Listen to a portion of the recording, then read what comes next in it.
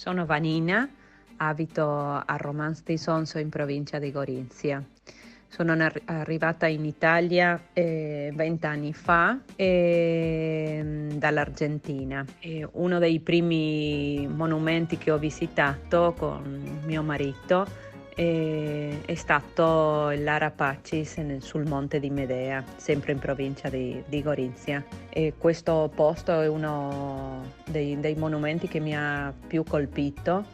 C'è scritto su questo monumento: l'odio produce morte, l'amore genera vita. E all'interno di questo monumento c'è un'urna dove ci sono della terra di 800 cimiteri di guerra di tutta Italia. Sì, questa frase mi ha colpito e anche tutto quello che rappresenta. Poi il panorama è proprio bello.